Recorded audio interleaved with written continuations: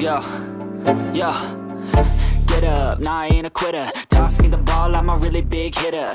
Big picture, I'm a straight killer. Rising the song to the highest bidder. Got juice, got gas, I'ma move fast. New shoes, new tracks, like who's that? I'm new, come back, better than last. Yeah, it's a new me, never gonna look back. I'm never gonna look back. Cause damn, I was built to last. You move slow and I move fast. And that's facts.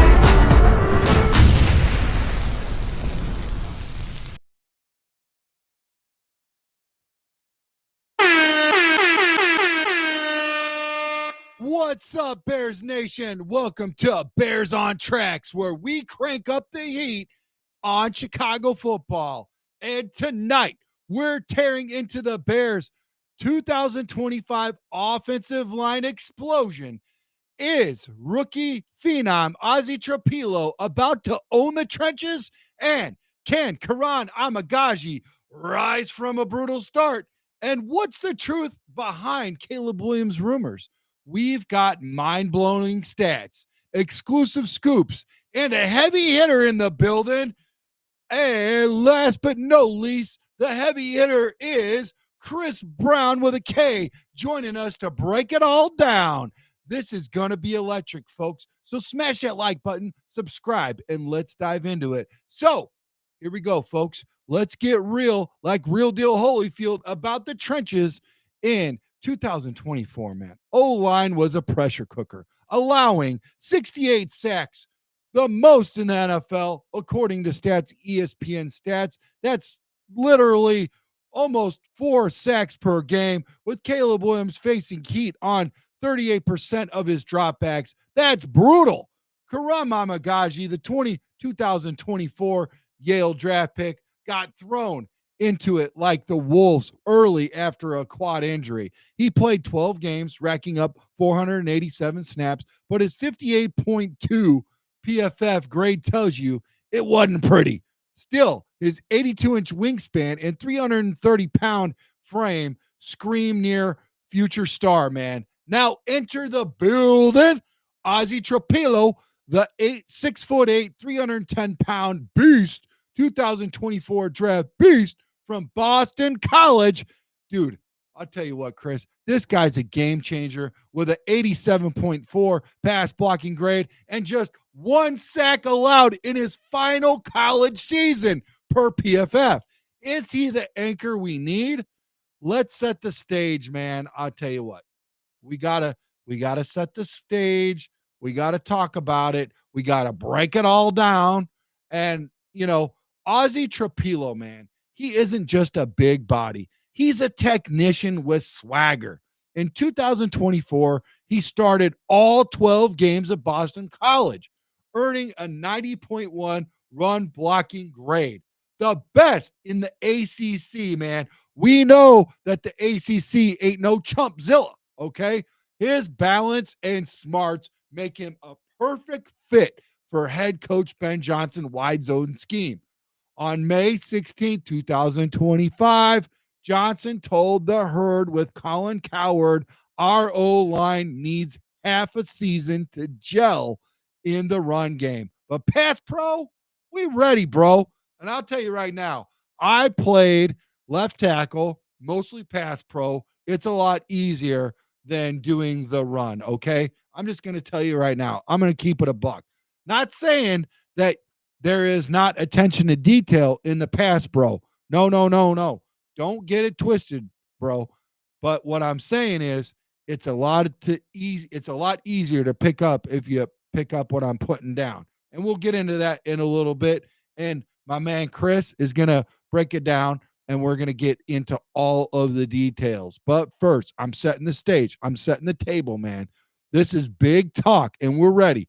Trapilo, 78% success rate in zone blocking plays, could unlock DeAndre Swift, who needs a lot of unlocking, man, with only 3 yards per carry, my guy Chris, who ran for 1,049 yards last season, with 60% of those yards behind the right tackle.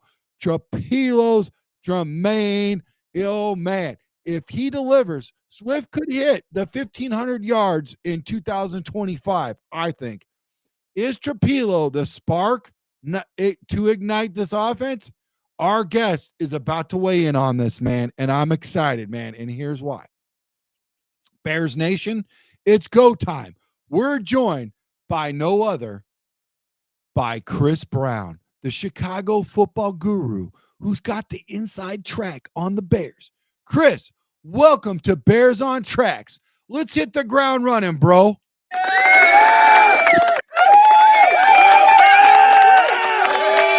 Chris, let me ask you a question, bro. Ozzy Trapilo, 6'8" frame, and elite college tape have fans buzzing. What's he showing in OTAs that scream day one starter?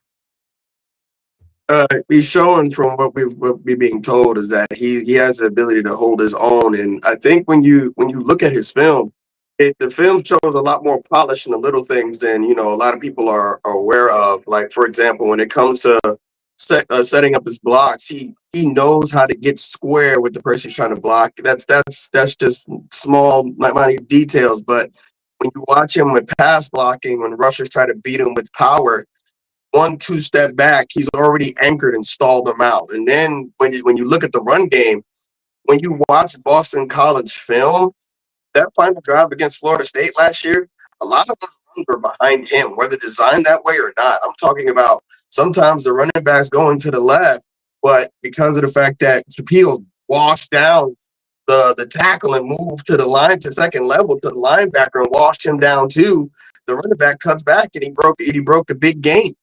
So when you look at those type of things on the film, it's the little things and it just pops off, especially when you're looking at Trapilo. He moved for his size.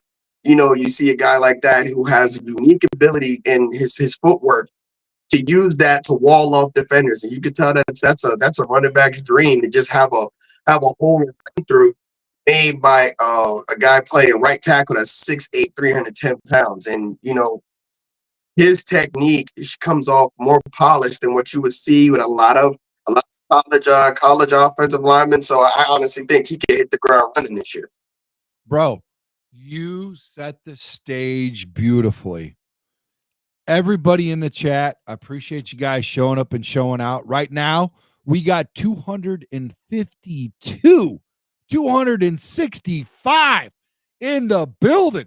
It's climbing like my blood pressure, baby. Come on. And I'll tell you what, everybody's excited that Chris with the K's in the building. Sorry that Matt Koopa couldn't make it. He has a very important project that he's doing over there in Nashville, Tennessee. He is a radio DJ, one of the best in all 50 states. We can all agree.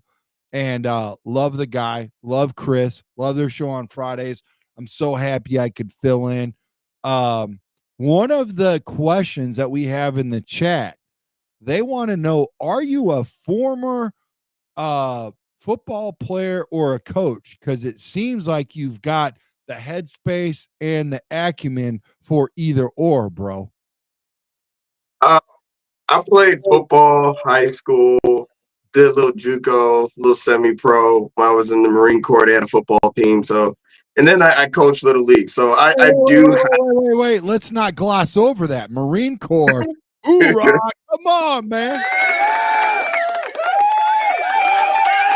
We got to give you your roses for serving our country, my fellow brother veteran. Thank you for your service, man. 296 in the building.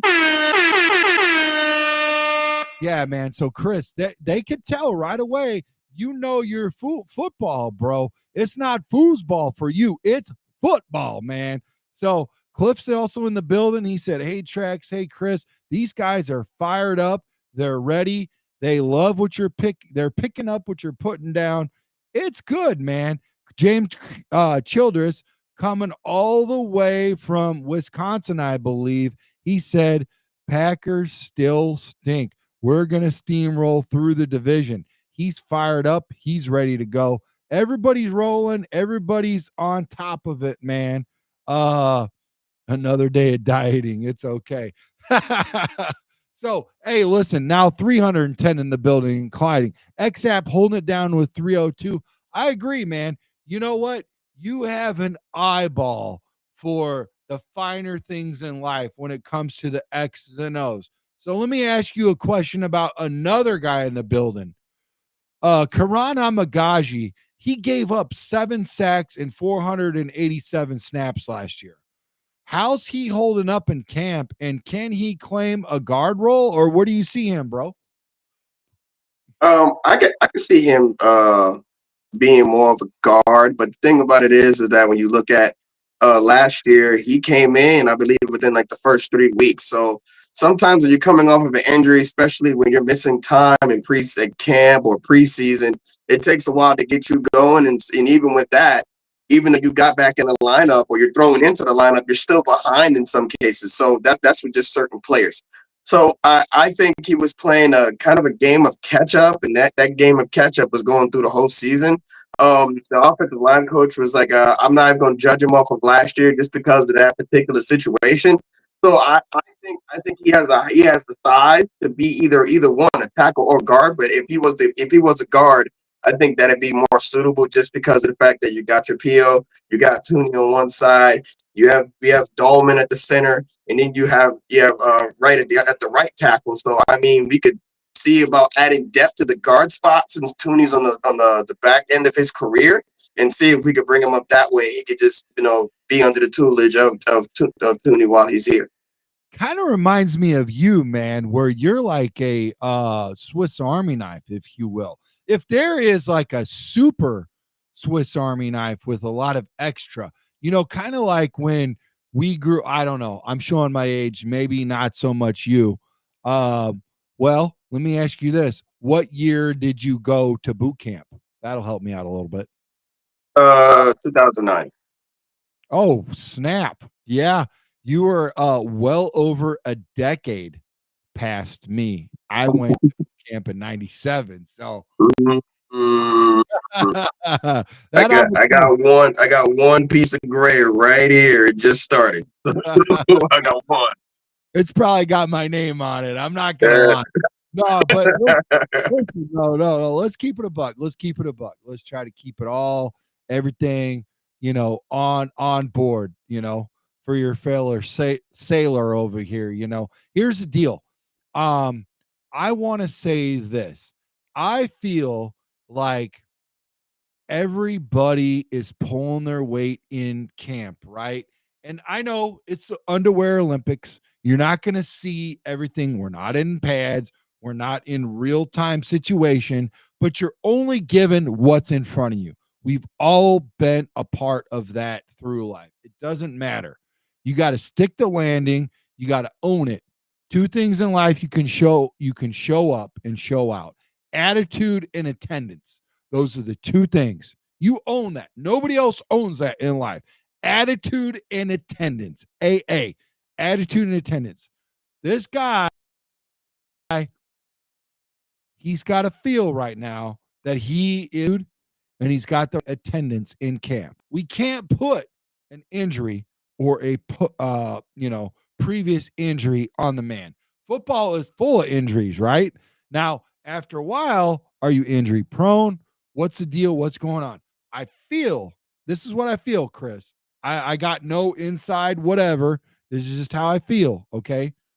But I feel like the hurts will not be injuries this year because they believe and everybody will have an oar in their hands rowing and pulling their weight, if that makes any sense. I feel like that's what's about to happen.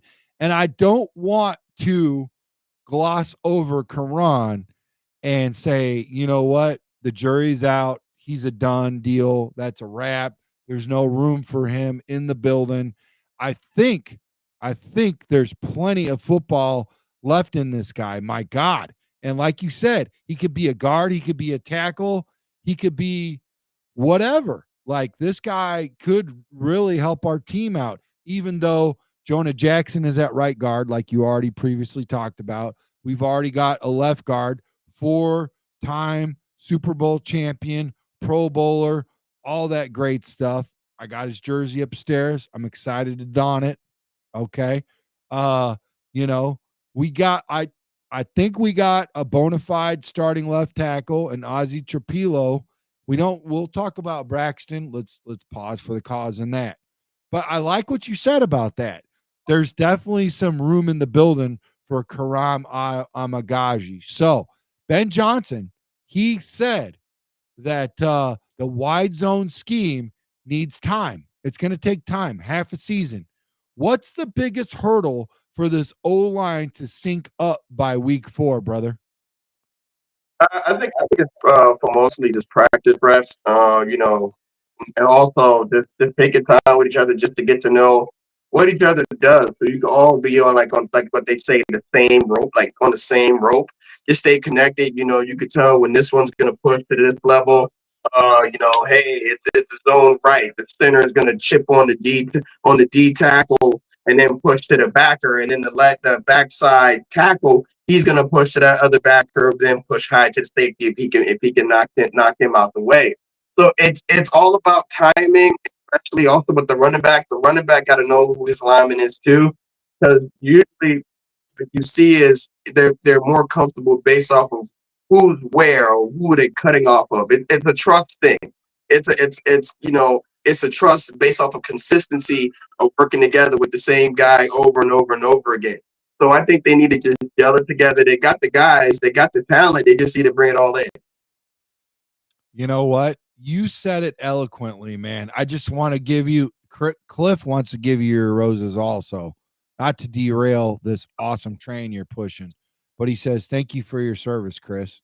So, also, he says something really good here. Where is it at? I'm trying to. Oh, you there? Yeah, I'm here. Am I there? Am I there? Yeah, you're good. You're good. Am I? Hold on. Be right back. Be right back.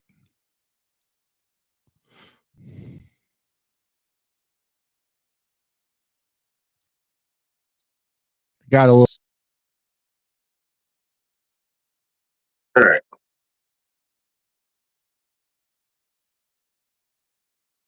Okay. So okay. All right. All right.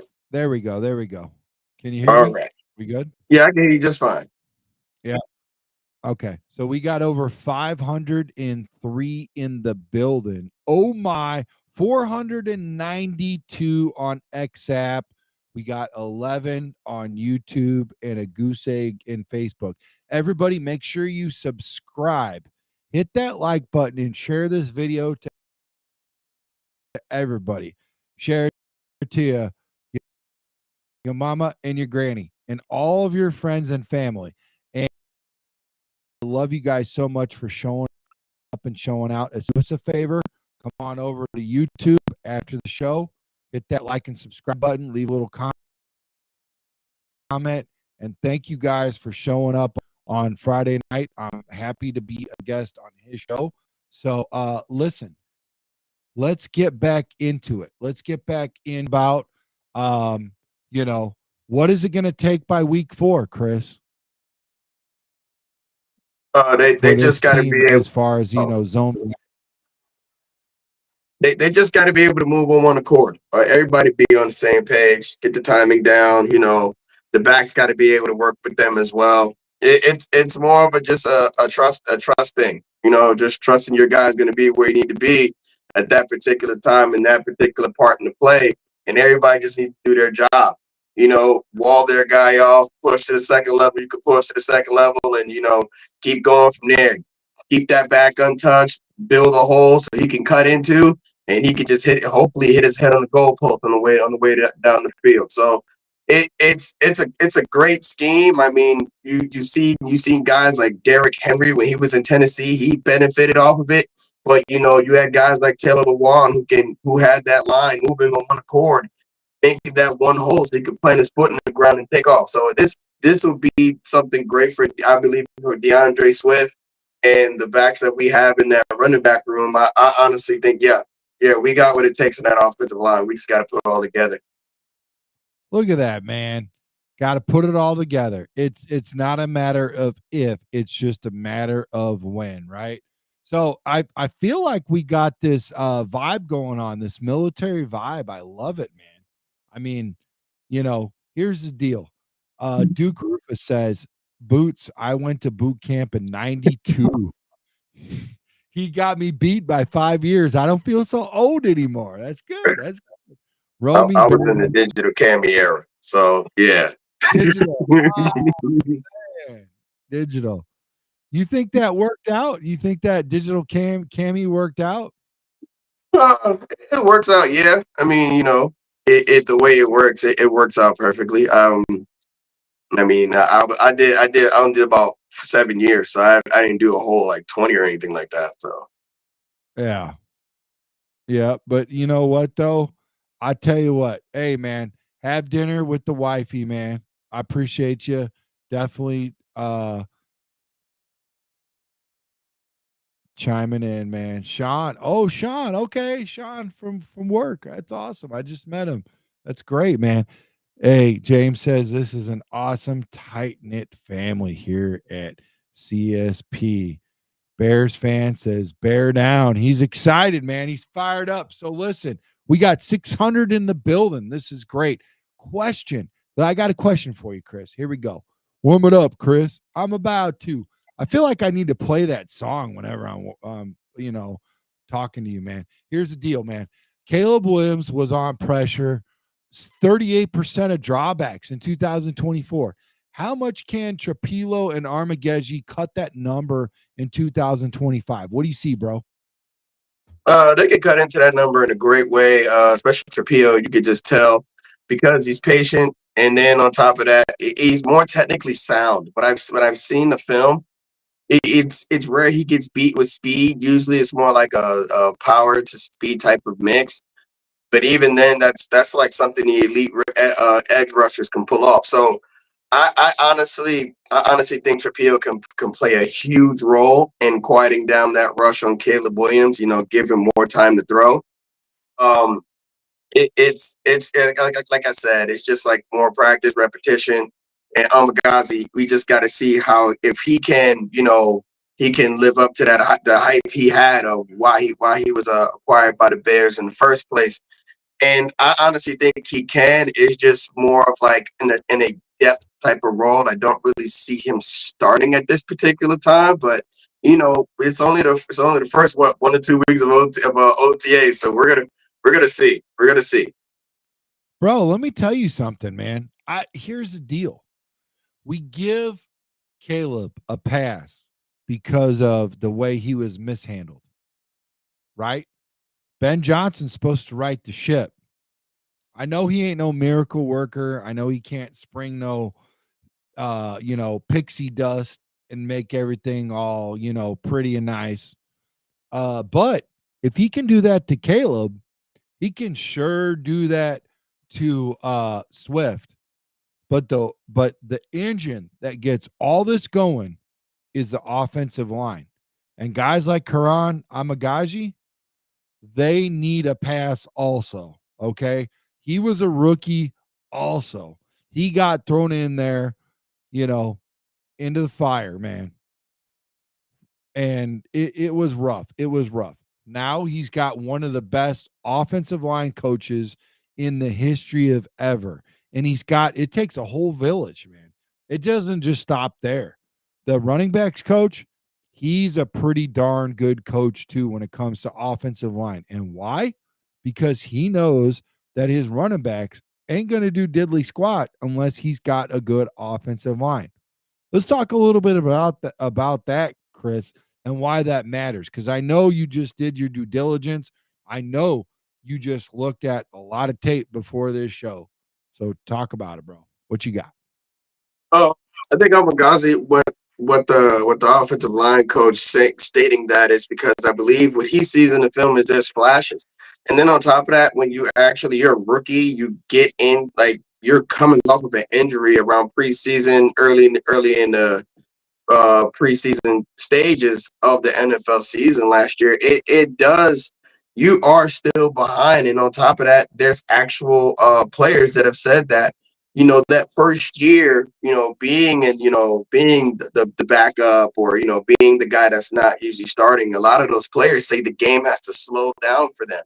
And I think this may be that year because of the fact that he went through all he went through last year. This may be the time it slows down, and so all that talent, all that ability, the potential they've seen in him, it can start to shine this year, especially when he has the right offensive line coach. And the fact that he spoke up for him, it means that he sees something in him that that can be potentially great. Well, I'll tell you what. I mean, you might see something. He's definitely got the size. He's definitely got the acumen. He's definitely smart, when it comes to, hey man, he went to Yale, for Christ's sake. Come on. So let me ask you a little question. I got you, about Caleb. Let's shift over to the field general, right? Okay. I feel like we did a really good job talking about the offensive line. I mean, seriously, think about this, man. There was a time that we would not spend 26 minutes on a show talking about the offensive line, no matter how good or bad it is. But now we appreciate what we either have or don't have. And we all know we didn't have it. So let's talk about a guy that we do have in the building, a guy who will be with us for quite a while, in Caleb Williams, man. The Caleb Williams rumors are heating up, dog. Some say he's done. What's the O-line vibe in the locker room as far as, Caleb? How do you think they feel about all this? I think they feel they got to protect him. He shows the talent. It just the only issue it is because of how the rush was last year. It was difficult for him to stay on time. And, there was a lot of times where, he tried to stay on time and he had somebody in his face. So I think the offensive line this year, they're trying to, their goal is to show this is not the same offensive line y'all had last year where he was getting beat up, and sacked on an average of 4 times a game, which is crazy, to be honest. So I honestly think, yeah, this is going to be that year they feel like this is a prove it year, not to just the fan base, but to the quarterback, because they got to prove, hey, this is it. We gonna protect you this year. We all know about last year. Some of us wasn't here last year, but because we here now, it's gonna change. And you're gonna see it because he has to trust that line in order to go through his reads, remain on time, and remain stay in the frame of the offense. So, I mean, what he did in college, as far as like extending the plays and being creative, that works a lot in college because of the level of the range and talent. You could be great and have a bunch of guys that just they have the mentals to play the game and some talent. But in the NFL, dang near everybody was almost all American wherever they was at, or they were all conference somewhere. So this is the elite of the elite in this league, and you have to be on time and maintain, the frame of the offense for the most part, unless stuff breaks down. And I think Caleb needs to work on that, but he has to trust that offensive line first. Bro, you ain't lying. I mean, that's very, very important. Trusting that offensive line. I like everything that you said. So does 700 people in the building. Oh my, bro. Oh my. Shout out. Love you guys, man. Make sure you hit that like button. Make sure you subscribe to the show. 678 in XApp, 12 in YouTube land. Love it. And climbing 690 already. Let's go, man. Share this video. Hit that like button. Subscribe, man. Love you guys. We're so close to 3,000 subscribers. I could feel it. And we're going to give away a jersey of your choice. Just all you got to do is be the hardest grinder, the toughest grinder in the building, man. So just like my guy Chris, man, Semper Fi, this guy. So here's a question number 6. Here we go. With Ryan Poles stacking young talent, is this O-line a top 10 unit by 2026, or are we looking at a longer rebuild? How do you feel, man, as we just approach and cross the finish line of 700 uh followers, viewers on the show and climbing, man? How do you feel about this? Do you feel like we're already top 10 right now, or what's your take? Or is it too early to say? I would say it's too early to say because everything got to gel together first. We're still in the beginning stages. We just got all the materials need to cook this up, and now we just in the prepping stage. You know how you try to make a meal and you got to prep everything. You get Oh, your don't get me hungry. seasoning. Don't get me hungry. Here you go. Here you go. I'm just saying that's how it feels though. Like we're in the prepping stage, and until you get the steak to hit the pan, you know what I'm saying. You get the mashed potatoes in the pot, whatever. Yeah, it's hard to tell where we're gonna be at because of the simple fact that we have a lot of new pieces.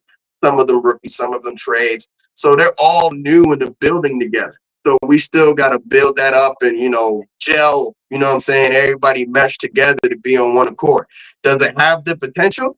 Absolutely. I honestly believe this has the potential to be something great, something top 10 like. I honestly do.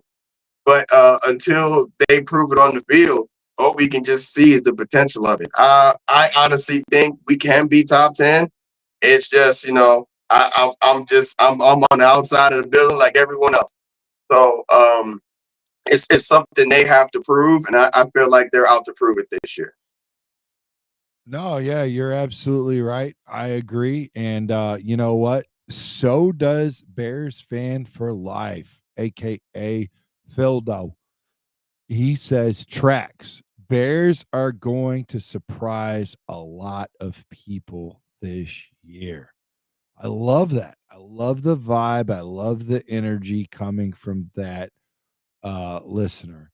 James says the Bears will definitely show up and silence the critics, doubters, and naysayers. You know what? Yeah, some, but there will always be there. I just have that feeling the Bears that it's gonna take a while, but I see what you're saying. I'm not saying you're wrong. I'm just saying it might take a little bit longer and we will be surprised even after we do good and we do our due diligence. I'm talking about the Bears, by the way, not us, but the Bears, that it's still going to take a while for people to believe. So I agree with Chris, man. He's 100% right on this rebuild, man. Chris, you're bringing the heat, bro. Bears Nation, drop your burning questions for Chris in the comments below. We'll try to hit them. But let's keep rolling, man. Let's keep it a buck. Let's talk about some drama, man. Rumors are flying that Caleb Williams might want to be out of Chicago. What? This is crazy, man. X app, man. Post from May 2025 show 47% of Bears fans think he's fed up with the O line's 68 sacks in 2024. No wonder those hits had him running for his life. But here's the game, man. Here's a game changer. NFL Next Gen stats say that teams with top 10 pass blocking units win 68% of their games. If Trapilo and Amegadjie drop Williams' pressure rate below 30%, we could see him sling 4,000 plus yards, 30 touchdowns or more. Chris, how critical is this O line keeping Caleb upright in Chicago and keeping him in Chicago, bro? It's actually the biggest thing, honestly. Like these games are won in the trenches. You can have all pros on the outside in the skills positions, but if your offensive line isn't right, it's going to be tough to even win those games against the smaller, like the least talented teams in the NFL, just because of the fact your offensive line can't block. And the offensive line is so important when it comes to Caleb because it also it can either show his growth or it can literally just taint him as far as like how he is career wise, because there's certain quarterbacks when you see them getting hit constantly, they become what a lot of people would call punch drunk. Like when it was Eli, when he was the last couple years of the Giants, you just see things starting to break down in that particular player because of those hits. So I as a quarterback, I'm not a quarterback. I never was, never will be. I try to throw the ball in practice. They said next, but I wouldn't want to get hit every single year at that same rate. And because the punishment shows in your body and everything like that. We've seen it with the MVP, Cam Newton. He got hit one time on the shoulder and his career wasn't the same since as far as throwing the ball. So it's very important when it comes to the maturation of a quarterback because it could develop him into that star or it could stunt that growth to the point where it's like we're questioning if he's that guy just because he can't trust that the front guys ahead of him can contain the rush. And then on top of that, if you have a guy having to play Superman all the time, sometimes they're going to make super big mistakes, and you don't want that either. So, offensive line maintains the offense, helps the run game. It helps to have a great run game. You need an offensive line for that, and you need time to go through your reads and maintain in the pocket. If you have to create because everything broke down after a while, that's fine. But you don't want Caleb's number one thing to do is be creative. And you have to maintain that offensive line in order for him to keep him in the framework of the offense. Yeah, no, I agree, man. Absolutely. It takes a village to take care of this guy, keep him upright, keep his jersey clean, and see really what he's about. And I do like the fact that he's owning up to where he's at and he's saying, "All right, you think I'm broke? Fix me. Let's get it right. You think my right foot up front was wrong? Let's go to the left. Let's get through it." And I mean, really, when you look at it, Ben Johnson has that resume for him to feel comfortable. Talk about what that looks like and talk about that resume that Eric Bieniemy has where these running backs are really starting to see that, hey, you ask me to do something, tell me that I move like an old man during practices, that, hey, you did it before, you're asking me something you've already done. We can all sit around and, point the finger and be, Monday morning quarterbacks, right? We can all do that. No matter where we're at in our space, we can sit on our couch. We can sit in our chairs. We could say that all these athletes, we could do better. I heard a guy in his 60s say he could get a couple yards in the NFL behind an offense. No, you can't. Let's stop right there. You can't. These guys are in their 20s, man. They're in the NFL. They're strong. They're fast. You might think that. You might feel that, but you're going to feel them.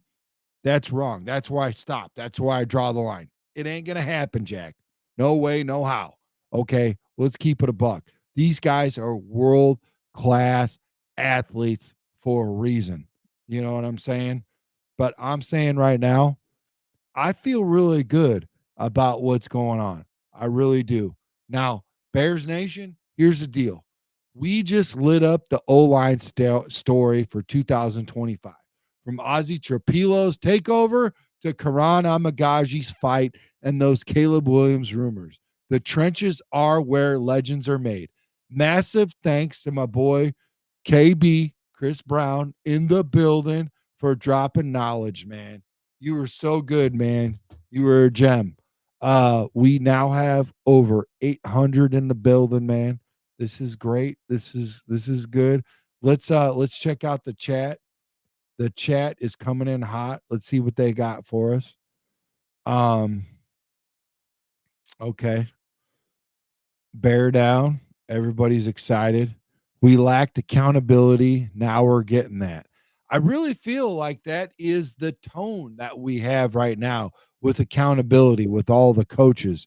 Let's talk about why accountability matters to you, Chris. accountability, you have to be able to see what's wrong, what you're doing wrong, accept it, and then begin to go and correct that mistake. So when you look at a guy, you look at guys, Ben Johnson, Eric Bieniemy. See, a lot of people don't really talk about Eric Bieniemy that much, but Eric Bieniemy, he talked to every player as a player. It wasn't about what you've done. It wasn't about what your name is. If you're that guy and you messed up, hey, you're going to get corrected. When you look at the resume, not even just let's just go before Kansas City. One of the first running, one of the biggest running backs he has on his resume, Adrian Peterson. And the way he coached Adrian Peterson was tough, just because he wanted to get the best out of him. I'm gonna bring the toughness, so when you mature into this guy that I know you can be, then we can enjoy, the fruits of the labor and stuff like that. But for right now, you don't get this tough love, so you can be that player. And on top of that, when you have a guy like Ben Johnson who holds his guys accountable, you have a running back coach who holds his guys accountable.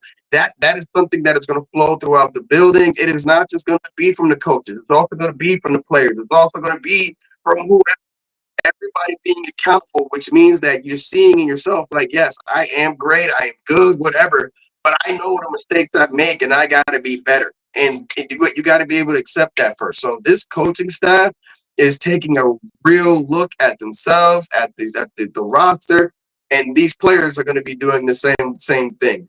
When your coach instills that in the locker room, the sky's the limit at that particular point, because everybody's going to be like, I did this and you did this. We got to get this better. And that's how you can all come together.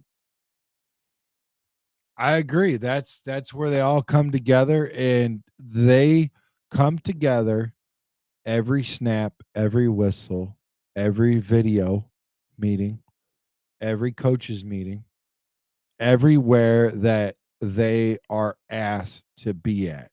You can only control what's in front of you. Appreciate you, Paul Fredericks, for your comment. We appreciate your like. We appreciate your, watching our show. We appreciate your view. He says, let's see them play a bit before we line everyone up. Let's talk about a little bit about that mindset, because Paul's not alone. Paul's not alone in this thought, in this feeling. Can you kind of explain where a guy like Paul's at and where his mindset's at and why he's there, but to help him be a little bit more half full and hopeful? Well, it's because of last year.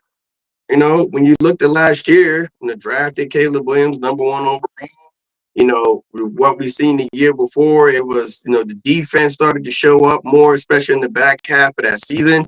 And what we all thought at that particular time was it was more of QB play than anything. And what happened this past year, because we got Caleb #1 overall. I'm gonna keep saying it because it is what it is.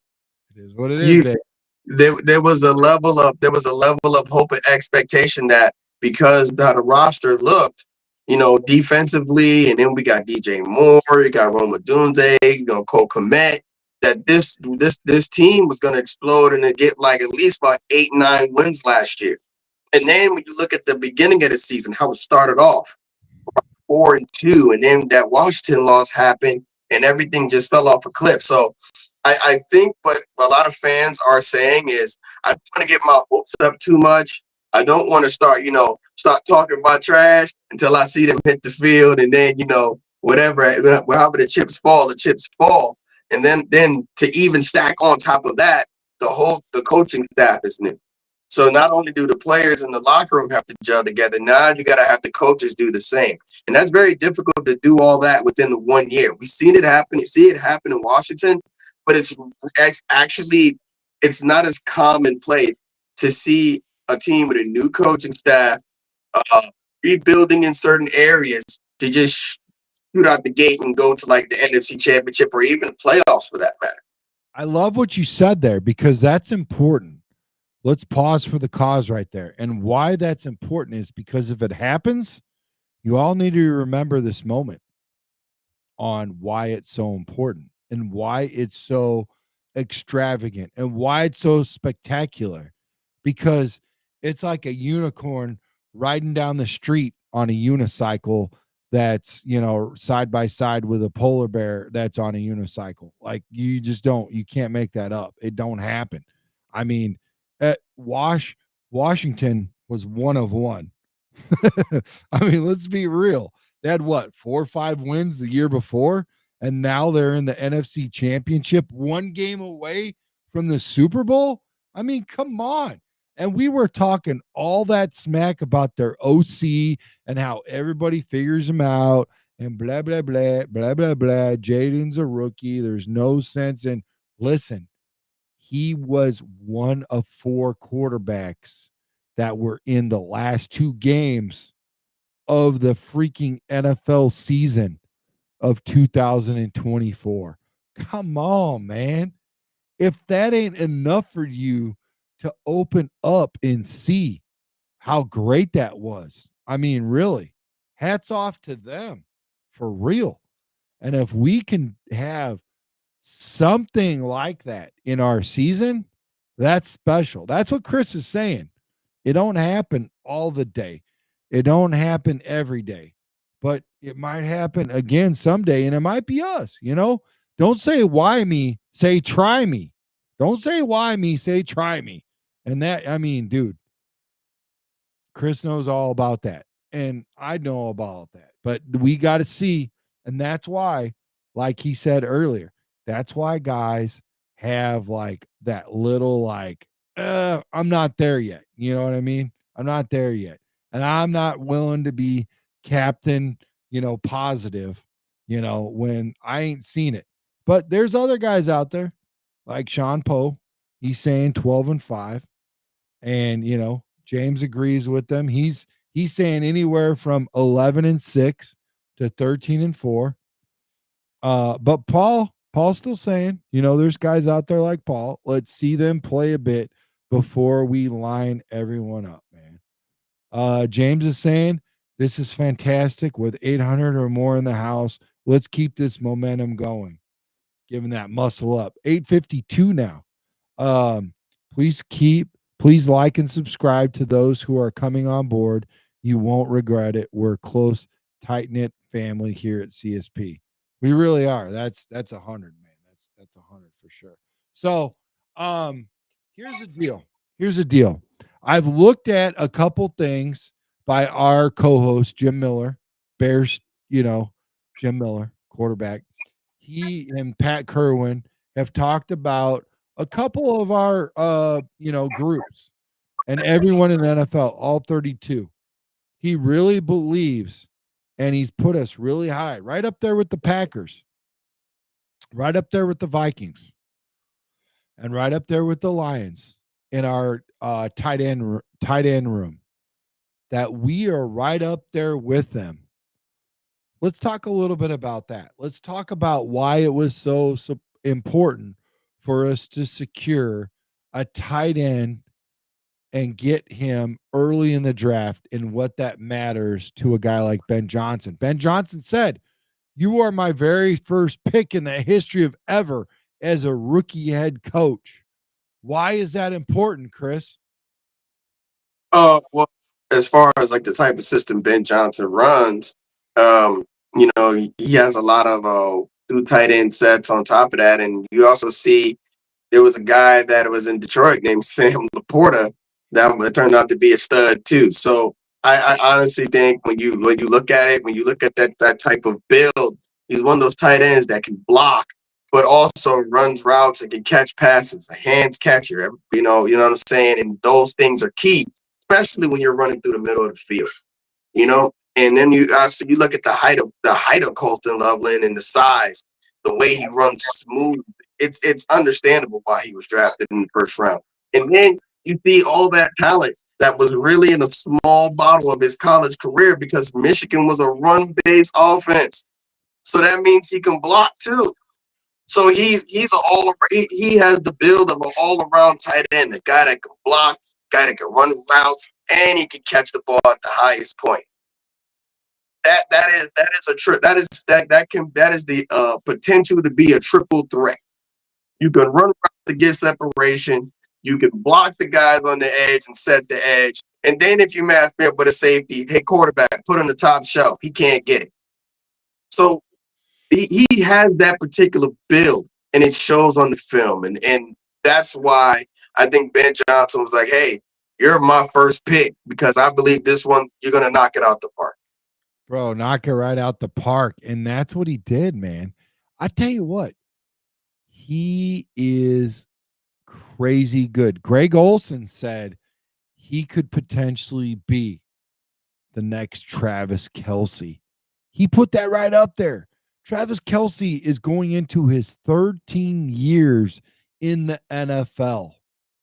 What? Are you telling me that we might have just drafted a guy that could stay with our team 13 years in the NFL and you're crying about what we got, what we should have got, what we could have got? No. Do the Elijah one finger swag, folks. Let's see what he can do before he gets on the field. Greg Olson already sees it. We already knew we ran him out of town, and he still ended up being pretty darn good. You know? So, I mean, I like it. Like you said, he fits the scheme. He fits what we're doing. He fits Ben Johnson. Ben Johnson drafted him. Are you now all of a sudden pulling back everything that you said and getting excited about talking out both sides of your mouth? We're excited about getting Ben Johnson as a head coach, but now we don't accept or appreciate and want to see and value his first pick in the history of ever. Do you think that he didn't methodically look at that and look and see how important that is? He even said in the phone call, bro, you do realize you're my first pick in the history of ever. We're going to do big things. I'm excited. There was no doubt about his decision making. He was very, very methodical about it. He was very on point. He did it with a purpose. He knows his purpose. Do you know your purpose? He knows his purpose, and we better trust his purpose because we trusted him, and he's going to be here for a little bit. That's all I'm saying. I'm excited about it. I think we got a good tight end room. Jim Miller, our co-host, XM Radio, NFL Network, former Bears quarterback, Pat Kerwin, former two-time GM. They're very excited about it. One of the highest rankings in the tight end room they gave to the Chicago Bears. I think without us getting that tight end, bro, in Colson Loveland, we don't reach that mark. We really don't. Oh, That's pretty high for being a rookie tight end, bro. That's pretty high for being a rookie tight end. I'm not saying that Cole Kmet is not it all by itself, but those rankings, you got to understand, you got that third string, that second string, and that first string. That third string is a guy that's more like an inline blocker and a guy that's there for just like a backup type thing. What's up, AC Adam? Love you, brother. I see you. You see me. Love your support. Appreciate you. Bear down. And then Cole Kmet, he carries a lot of weight, but over the finish line, being one of the top in the NFL, in the NFC North, is because we got Loveland, man. That's important. And here's another thing I'll tell you about. Brother, really quick. Look at the Packers. Listen to the Packers. Look at what they got over there with Kraft, their tight end. One of the best in the biz is Kraft. And I hate talking about my enemy about that, even though we just beat him. And now we're 1-0 in Green Bay, in Lambeau for 2025. We're excited. We're riding high, right? But listen to me. Mark my words. Kraft did great. And they only reached him with like 50 targets. If I'm in that room, if I'm in that building and I'm the ops, I'm saying, why don't we pass the ball more to Kraft? That's what I'm saying, bro. That's what I'm saying. And they got a pretty good tight end room, but now we can finally go toe to toe with their tight end room. And don't get me restarted about our wide receiver room. It looks pretty nice. It looks pretty nice now, man. We're looking good, you know. But I do want to ask you, we got over 900 in the building, 914, Chris with a K. Here's the deal. What's going on with our running back room, man? How do you feel about it? I feel confident. We got Smith. Smith, he's had a history prior to being in Philadelphia and Chicago of getting banged up, nicked. But this year he showed that he can make it through a majority of the season without any injuries. He's shown he's shown he still has that factor to be contributing in the passing game, and he can run, and he has that ability to run the ball. It just weren't able to open the holes for him. So I'm actually really confident he has, Eric Bieniemy as the running backs coach. And then, if we just need Roshan Johnson to stay off the trainer's table, we got Guy. And I think Guy, yeah, I got that name down pat. Yeah. So we got Guy, and I honestly think Guy could be a pleasant surprise, getting drafted in the 7th round in a running back heavy draft class. I honestly think he may be a guy that shows up, shows some power, some grit, get those small amount of yards that we need. But I also think he can contribute in multiple ways as well.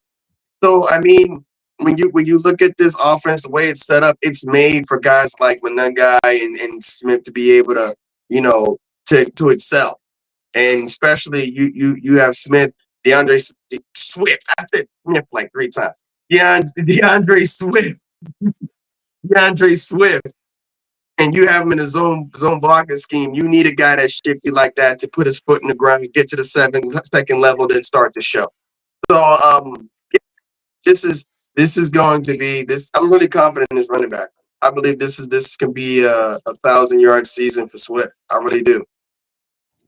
I think it's going to be more, and I do appreciate your level of even keelism, if that's a word. If not, we just made it. Let's go. But I'm telling you right now, here's the deal. If Ben can save Caleb, why can't he save Swift? Here's the deal. If Ben can save Caleb, why can't he save Swift? He loves to run first to set up the pass. He loves the play action. He loves RPO. He loves the tight ends. He drafted a tight end in the 1st round, even though he already had Cole Kmet. There are teams in the NFL that would love to have Cole Kmet. There are people out there in Chicago that are having really terrible takes and putting stuff out in the atmosphere, bad vibes, bad juju, all this about us getting rid of Cole. Ain't happening. Ain't happening. We need two. We need two in the 12. Ain't happening. Not happening, man. But I'll tell you what. Let's talk about the receiver room. Let's talk about the receiver room, because I know you're excited about that, man. I know you're excited about that, especially in the 2nd round when we can go ahead and pick up a guy like Luther Burden. Do you think that he could easily be the best receiver on the Chicago Bears, bro? Or am I riding too high?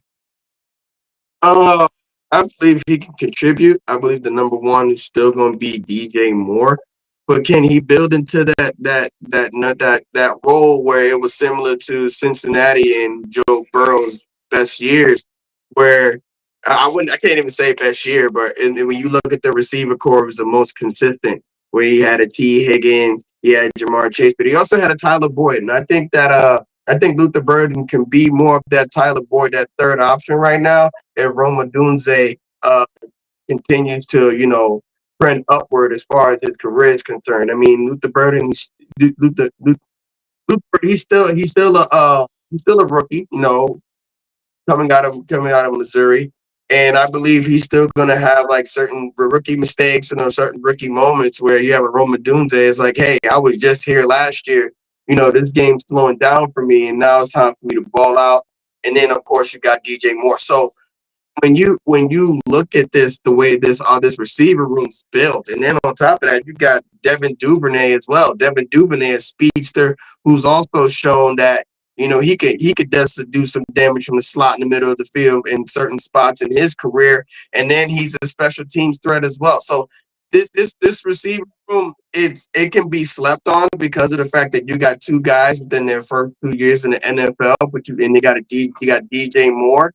But because of the simple fact that you got two mismatch nightmares at the tight end position, just if those guys start to go off, you start to focus more on them instead of these receivers, and that's where you can take advantage of one-on-one coverage, or just take advantage of overloading zones just because of their height, size, and their ability. So it all ties in together. That pick by Ben Johnson it sounds like more of a mad scientist creation than anything, because it makes this offense very flexible. You can have two receivers, two tight ends. You still got to worry about all four of them getting the ball. Bro, and I'll tell you what. Remember Stokely. Remember Reggie Wayne. Marvin Harrison. Exactly. Dallas Clark. Come on. You go at Peyton Manning. Under center, Jeff Saturday. Come on. Terry You Glenn. can take it further than that. Peyton Manning, Denver.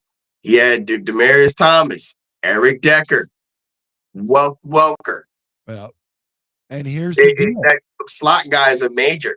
They're major because they make it difficult, because you have a shifty guy in the middle of the field who can find creases in between linebackers and safety, and then he could break one tackle and just run up the middle of the field and go too. So all these things come together. It does. I'm very confident in it, honestly. And here's the deal.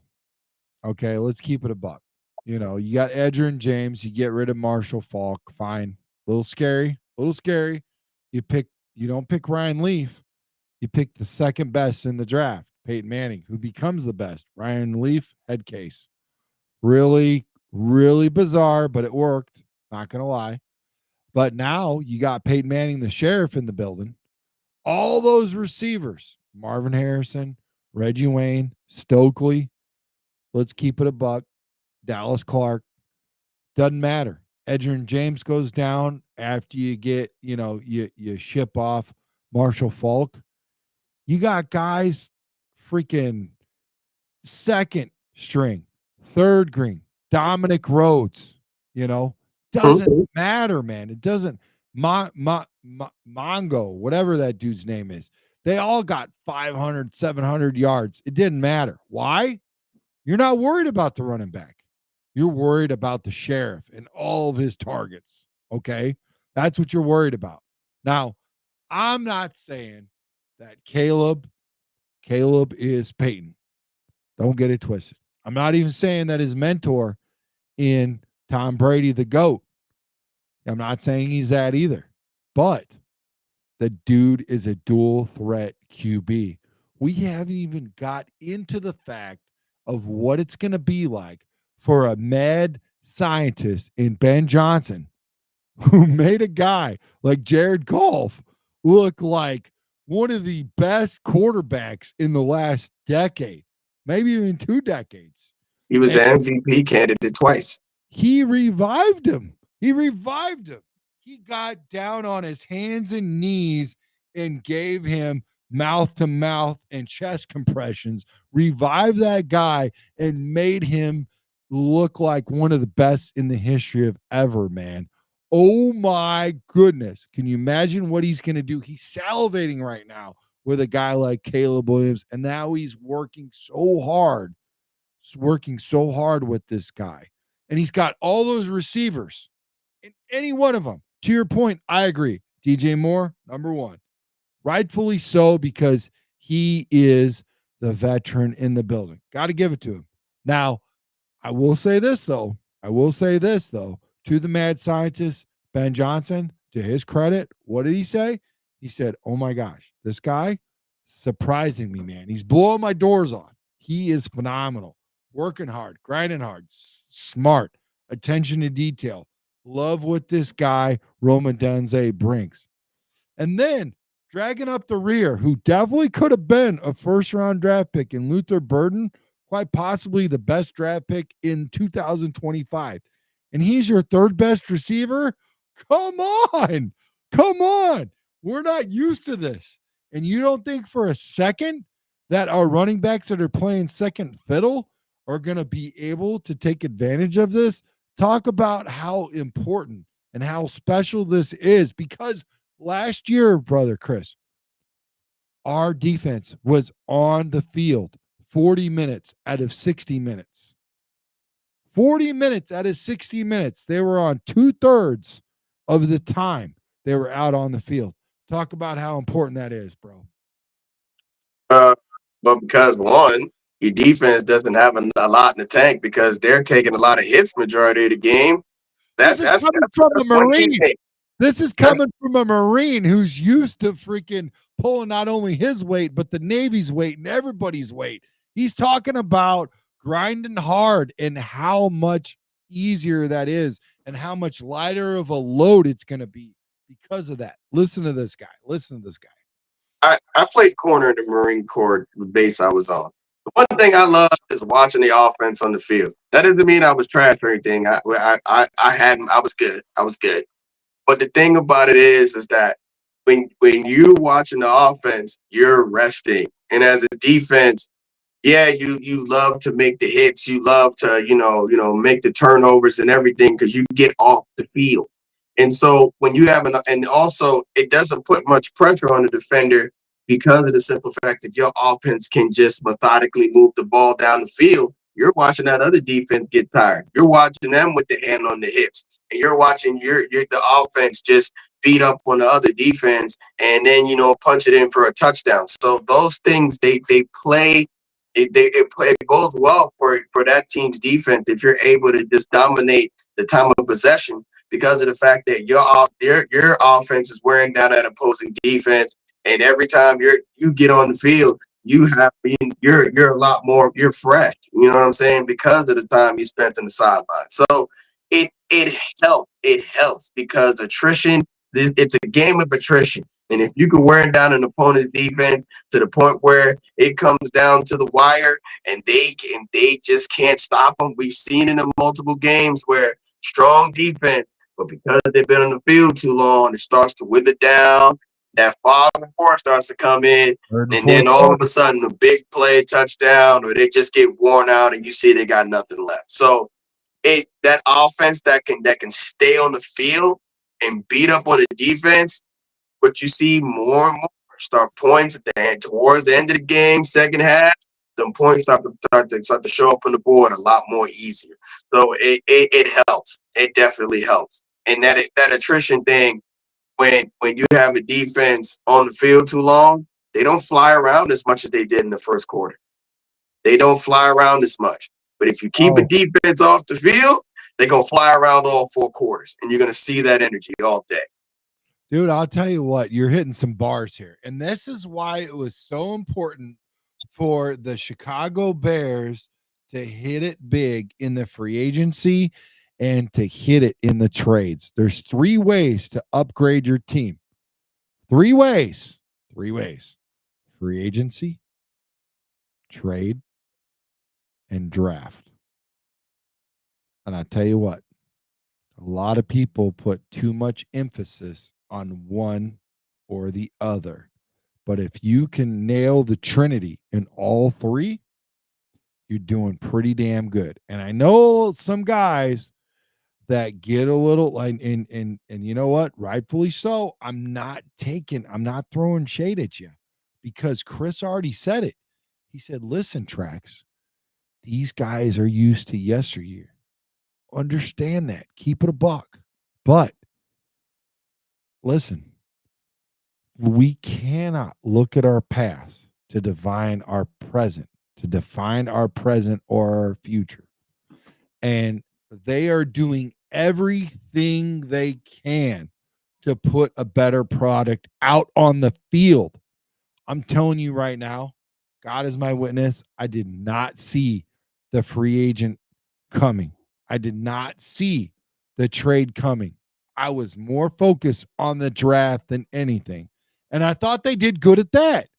But listen, in that season, They did good in the free agency. They did good in the trade. And then in the draft, they went out and got best BPA, best player available. And I thought that was important for them to go out and get. Now, if they didn't have a good free agency and they didn't go out and have good trades, then their first pick overall in the draft would have been not that good.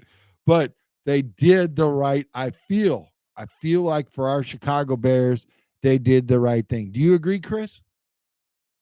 Oh, I definitely agree. When you look at everything that Ryan Poles has done throughout this offseason, the man he's shown for me back to back off seasons that he's been able to just whatever the hole may be, whether through free agent trade or draft, he's gonna supply depth at those positions. So I what he's done this past off season, I'm I'm I'm actually pleasantly surprised, and I gotta apologize.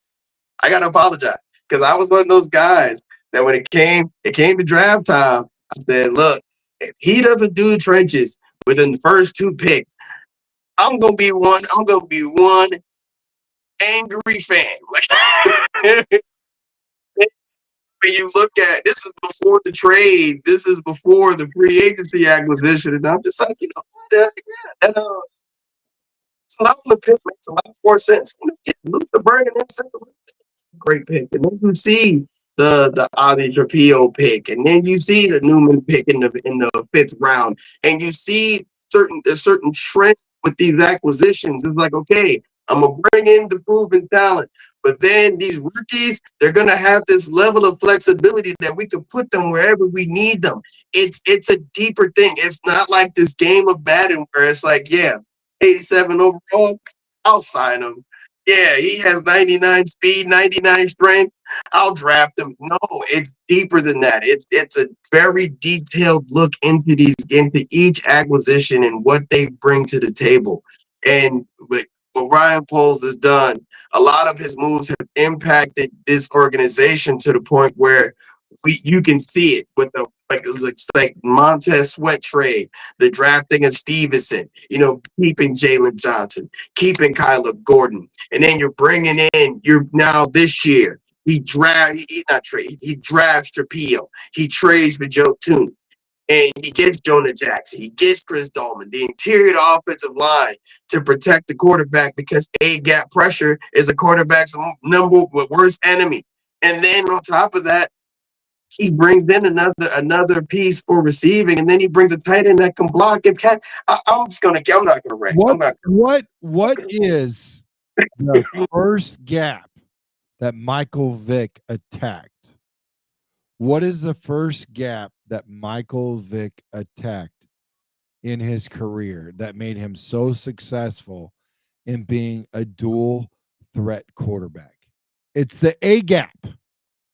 It's the A gap. And that's why our Chicago Bears were so successful against Michael Vick is we protected the A gap because we knew he was coming for us right up the middle. In case anybody wanted to know, we got the A gap, we got the B gap that's intermediate, and the C gap that's way outside. So A gap, like Chris was saying, that's where it's at. Got to protect that. That's important. And now this year, we're not running plays just to run plays. Not run inside ball, run outside ball, run left, run right, whatever. Last year, you go look up Chicago Sports Podcast. Oh, wait, what do we got? 1,001 and 17. 1,017, guys. Hold on.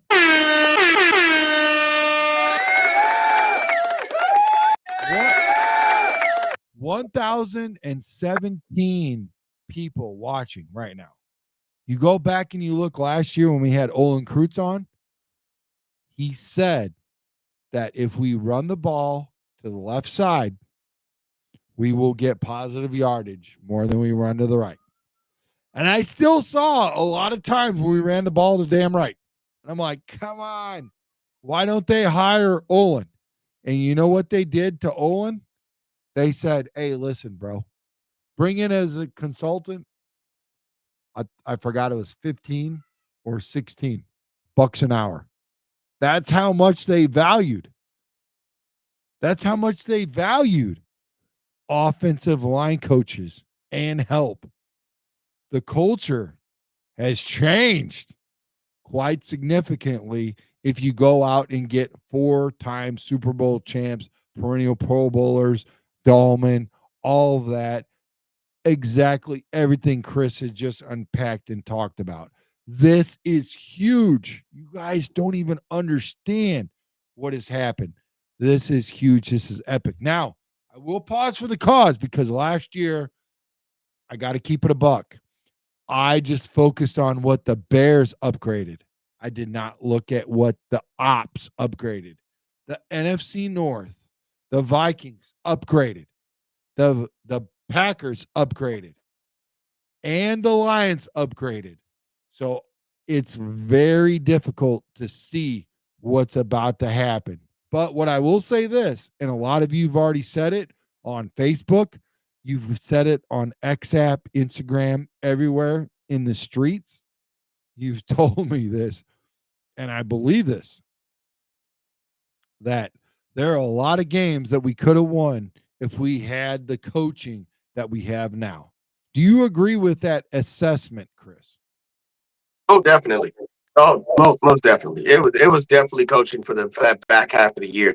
When you have your, and I said this in a previous show, if you have your rookie quarterback with less than a minute left, spending 35 seconds to try to get a playoff, and you have timeouts, Oh my God. it is definitely a coaching error just because of that simple fact. Like this is it's the little things that get you these wins or have you walking home with an L. And that's the thing that was happening last year. It was the little things. It was you're calling prevent coverage to try to make stops against Minnesota when you should have been attacking more. And it's those things that it just reflected on the coaching. It wasn't that the Bears like gave up or anything. A lot of those errors were just coaching errors, and you've seen it. And I honestly think this year, especially with a roster that's talented and it added more to it, I honestly think if it takes off this year, it won't be that much of a surprise. I feel like Chicago's Bears fans feel owed that just because of the fact that we've seen consistent years of adding talent to this roster, and we're just waiting for it to just show up on the field and show in the winning loss columns.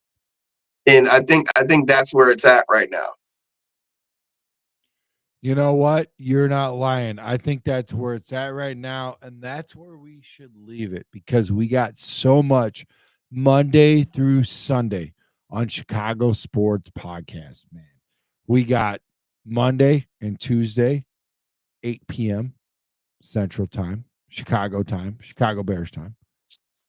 And Wednesday through Sunday, we've got 8:30 p.m. Central Time.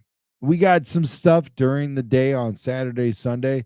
If all heck breaks loose and some crazy things happen, you guys have seen it. But I'm telling you right now, man, Bears Nation, we just lit up the O-line story for 2025.